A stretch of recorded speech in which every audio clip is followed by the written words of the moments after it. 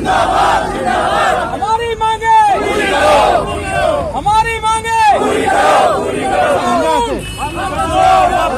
प्रधानमंत्री जी को इस बात में क्या नकटी हो रही है कि उनको एक फ़ोन कॉल की दूरी पे, हम भी तो उनसे एक फ़ोन कॉल की दूरी पे ही हैं। वो हमको एक कॉल कर ले, उनके पास एक कॉल के लिए पैसे नहीं है, खाता नंबर जारी करें, हम जो उनको 10 कॉल के पैसे दे देंगे। भावनाएं हैं उनकी कदर जो इस देश का प्रधानमंत्री ना करता हो, ऐसे अहंकारी व्यक्ति को हम फ़ोन करके अपनी बेइज्जती क्यों कराएं। ये चाहते हैं कॉर्पोरेट घराने खेती करें और खेती के जो लोग हैं, जो पुश्तैनी किसान है, वो उसमें मजदूरी करें। कहते हैं किसान नहीं है, ये कहते हैं किसान, ये किसान को चाहते हैं कि जो मुगल शासन में जो लोग रहते थे, जिनके पैरों में चप्पल नहीं, धोती नहीं, कुर्ता नहीं, नंगा सिर, इनको ऐसे किसान की परिभाषा चाहते हैं। आप अच्छे मीडिया लोग हैं, हम आपका धन्यवाद करते हैं, लेकिन कुछ जो मोदी मीडिया जी है वो बिल्कुल दिखाई नहीं रहा।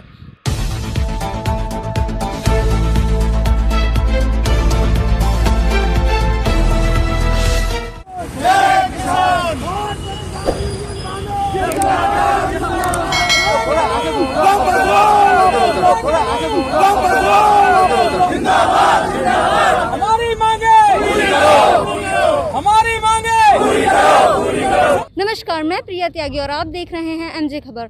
और जैसे कि कल कहा गया था कि यूपी और उत्तराखंड में चक्का जाम नहीं किया जाएगा, लेकिन मैं यूपी में इस समय मौजूद हूँ और यहाँ पर सारे किसान मौजूद हैं जो चक्का जाम जिन्होंने किया है उनसे हम बात करेंगे कि जिन्होंने चक्का जाम किया, जैसे कि मना किया गया था कि शांतिपूर्ण तरीके से ज्ञापन सौंपा जाएगा। जिंदाबाद जिंदाबाद। सर, जैसे कि कल कहा गया था, राकेश टिकैत जी ने बोला था कि चक्का जाम नहीं किया जाएगा, सिर्फ ज्ञापन सौंपा जाएगा, फिर भी आप चक्का जाम कर रहे हैं। नहीं, चक्का जाम नहीं था, सांकेतिक था। वो जाके हमने अपने जो जिला प्रशासन भी कोई स्थानीय जो समस्याएं थी उनको हमने धरना स्थल से जाके और रोड पर जाके उनका ध्यान आकर्षित किया था अपनी समस्याओं के लिए। और रोड तक हम गए और वहाँ अपना ज्ञापन देने का हमने काम किया। और आज भी कह रहे हैं कि जैसे कहा गया है कि प्रधानमंत्री से एक कॉल की दूरी पे है, तो आप बात कर लीजिए। प्रधानमंत्री जी इस देश के प्रधानमंत्री हैं, इस देश की जनता ने उनको बनाया है। प्रधानमंत्री जी को इस बात में क्या नकटी हो रही है कि उनको एक फ़ोन कॉल की दूरी पे, हम भी तो उनसे एक फ़ोन कॉल की दूरी पे ही हैं। वो हमको एक कॉल कर ले, उनके पास एक कॉल के लिए पैसे नहीं है, खाता नंबर जारी करें, हम जो उनको 10 कॉल के पैसे दे देंगे। वो जारी करें खाता नंबर। तो आप कर लीजिए, पीएमओ से मिल जाएगा आपको। पीएम को हमने बनाया है, हम पीएम से नहीं बने। प्रधानमंत्री को इस देश की जनता ने बनाया, इस देश की जनता के वोट से, इस देश के जनता के पेट से प्रधानमंत्री पैदा हुए हैं। प्रधानमंत्री के पेट से जनता पैदा नहीं हुई। जो 70% इस देश के सैकड़ों करोड़ लोगों की जनसंख्या के जो भावनाएं हैं उनकी कदर जो इस देश का प्रधानमंत्री ना करता हो, ऐसे अहंकारी व्यक्ति को हम फ़ोन करके अपनी बेइज्जती क्यों कराएं। तो सर, जैसे कि प्रधानमंत्री जी ने, अगर प्रधानमंत्री जी कॉल करेंगे तो आप बात करने के लिए तैयार हैं? सर, हमेशा किसानों के दरवाजे बातचीत के लिए खुले हैं। 11 दौर की वार्ता हुई है, हर वार्ता में वो कोई स्पष्टीकरण ये नहीं दे पाए, वो ये बात स्पष्ट नहीं कर पाए कि किसान गलत है। पूरे देश का मीडिया देख रहा है पिछले 2.5 महीने से, 2.5 महीने में एक बार भी कहीं ये तय नहीं हो पाया कि किसान की बात गलत है, सरकार गलत है। पूरा देश कह रहा है, पूरे देश के सभी प्रदेशों में और तो और भाजपा शासित प्रदेशों में भी आज आप देख लें ज़बरदस्त जाम रहेगा 12 से 3 बजे तक का। किसान संगठनों ने जो कॉल किया है वो सारी बातें पूरी होंगी। यदि उत्तर प्रदेश और उत्तराखंड के लिए भी कॉल किया होता तो यहाँ भी आज भयंकर जाम होता। कहीं भी कुछ चलने वाला है नहीं।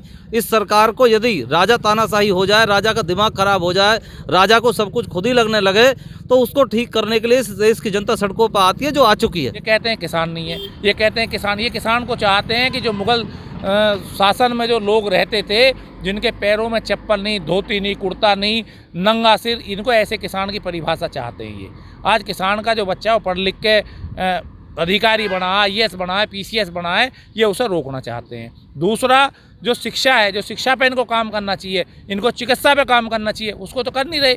जिस चीज़ की आवश्यकता नहीं है, जो किसी बिलों की आवश्यकता नहीं है, उन बिलों को लेकर आ रहे हैं। तो सीधा सीधा ये सरकार जो है ये कॉर्पोरेट घरानों के हाथों बिक चुकी है और ये देश की जनता को मानना चाहती है।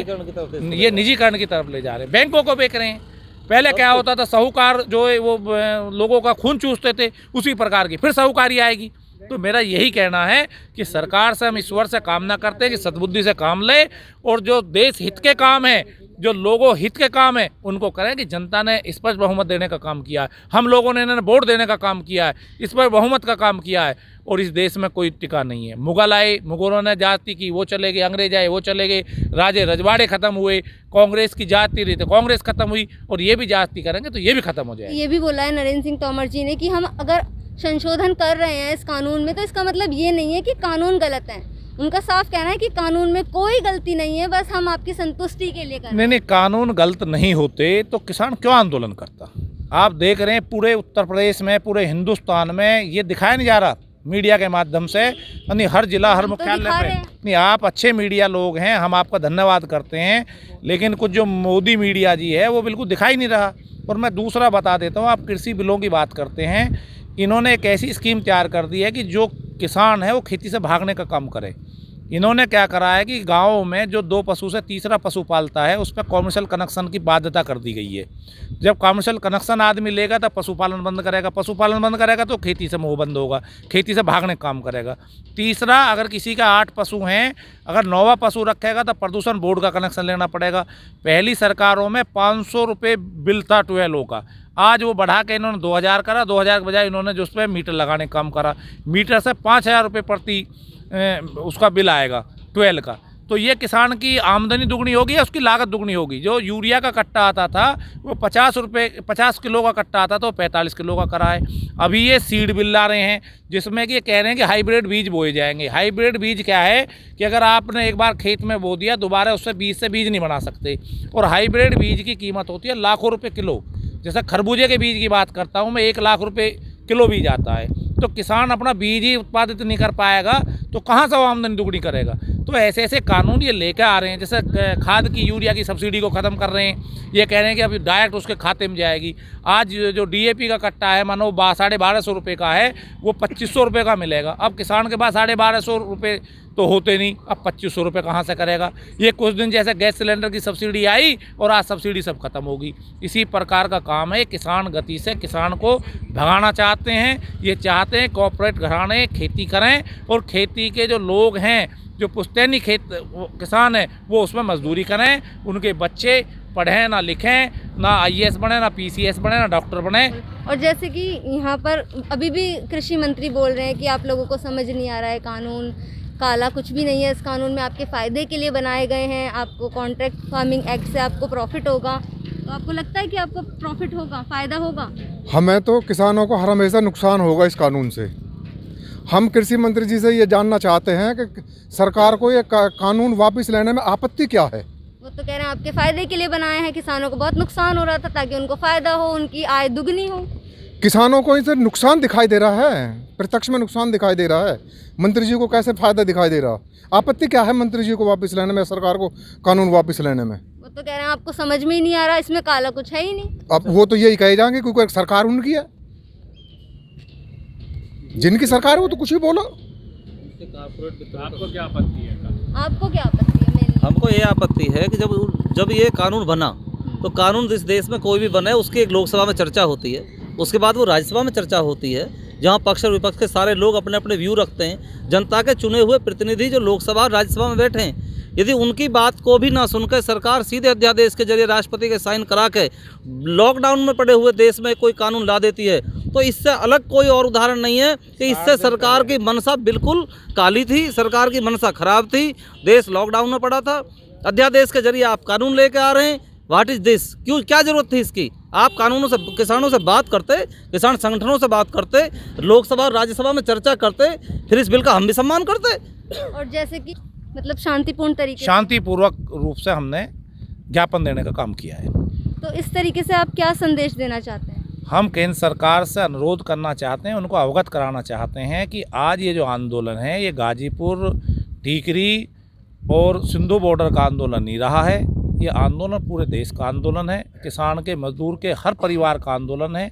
उसी के तहत हमने कलेक्ट्रेट ना जाकर, जो आकाश नगर ये स्थान है जहां आप खड़े हैं, ये दिल्ली मेरठ एक्सप्रेसवे के प्रभावित लोग हैं। 250 परिवार थे जिनके मकान उजाड़ दिए गए। ये आज मुआवजे के लिए बैठे हैं, RR के लिए बैठे हैं, अपने कनेक्टेड रोडों के लिए बैठे हैं। तो इन समस्याओं को भी प्रधानमंत्री जी तक हम पहुंचाना चाहते हैं कि ये छोटी छोटी समस्याओं का समाधान भी नहीं होता, जो 3 काले कानून हैं वो भी वापसी हों। तो आज इन सब समस्याओं को लेकर हमने 11 मांगों का अपना जो 11 सूत्री हमारी मांग थी उनको लेकर आज हमने ज्ञापन देने का काम किया है। उसी के तहत काले जो कानून हैं तीनों को उनको वापसी के लिए हमने ज्ञापन दिया है। जैसे कि सर आप काले कानून बोल रहे हैं, लेकिन कल भी नरेंद्र सिंह तोमर जी ने संसद में बोला है कि मैंने किसानों से पूछा इन कृषि कानूनों में काला क्या है, तो उनके पास आज भी जवाब नहीं है कि इन तीनों कृषि कानून में काला क्या है। नहीं, ये तो सरकार के पास ही नहीं है। हम सरकार से डिबेट करना चाहते हैं, सरकार हमारे सामने बैठे, हम बताएंगे काला क्या नहीं है इसमें। ये सब काला ही काला है, इसमें सफ़ेद कहीं कुछ नहीं है, सब काला ही काला है। और ये किसान बिल ना होकर कॉर्पोरेट बिल हैं। ये जो बड़े बड़े व्यापारी हैं उनके लिए बिल बनाया गया, किसानों के लिए बिल है ही नहीं। और मैं तो किसान नहीं, मैं तो कह रहा हूँ देश की जो 80% जनता है, जो भोगता है, जो गरीब लोग हैं, ये उनके खिलाफ भी बिल हैं। ये जो अन्न है, ये चावल है, दाल है, गेहूँ हैं, ये सब चीज़ें ये बड़े बड़े व्यापारियों की तिजोरी में बंद हो जाएंगे। और तिजोरी में बंद होने के बाद, जैसे आज गोभी है, आज 5 या 10 रुपये किलो में गोभी मिल रही है, आलू मिल रहा है, ये किसी भी कीमत में नहीं मिलेगा। पिछली बार किसान पे आलू न रहा, व्यापारी ने कोल्ड स्टोर में आलू रख लिया, तो 50 रुपये किलो खरीदने का काम हम लोगों ने भी किया है। तो इसी प्रकार की व्यवस्था देश में बनने जा रही है कि ये सब माल जो है बड़े बड़े व्यापारियों की तिजोरियों में बंद हो जाएगा, उनके कोल्ड स्टोरों में, बड़े बड़े वेयर हाउसिंगों में बंद हो जाएगा। या आम जो हैं लोग, उनको भी ये माल नहीं मिलेगा खाने के लिए। तो जैसे कि देश की जनता सड़कों पर आ चुकी है और शांतिपूर्ण तरीके से प्रदर्शन कर रहे हैं, तो प्रदर्शन से आपको लगता है कि उन पे कोई फर्क पड़ने वाला है? पड़ेगा? हम अभी ऐसा है शांति प्रिय प्रदर्शन कर रहे हैं और शांति प्रिय करना चाहिए, क्योंकि ये हमारा अपना देश है, ये किसी और का देश नहीं है। हम अपने देश में ही उग्र तरीके से, गलत तरीके से प्रदर्शन करेंगे तो ये हमारी इंसानियत नहीं है। अगर हमारी मांगें नहीं मानी गई तो फिर हम उस पर आगे के लिए विचार करेंगे। जैसे कि 26 तारीख को हुआ था, दंगा हो गया था, तो इसीलिए टिकैत जी ने बोला था कि आज नहीं होगा, आज कहीं पे भी चक्का जाम उत्तर प्रदेश में और उत्तराखंड में नहीं होगा। उसके बाद भी आप लोग कर रहे हैं?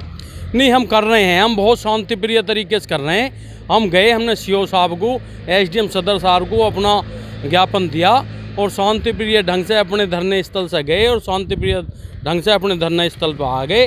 तो जैसा कि आप देख सकते हैं कि यहाँ सारे किसान बोल रहे हैं कि ये तीनों कृषि कानून से इनको कोई भी फायदा नहीं होने वाला है और इन्होंने आज शांतिपूर्ण तरीके से ज्ञापन सौंपा और चक्का जाम भी किया, लेकिन किसी को किसी भी तरह की कोई परेशानी नहीं हुई।